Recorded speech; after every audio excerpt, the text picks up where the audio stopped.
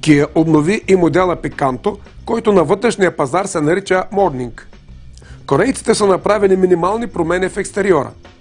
Малкият хеджбек има нова предна броня, модифицирана решетка пред радиатора, диодни фарове със същата форма и модифицирана задна броня.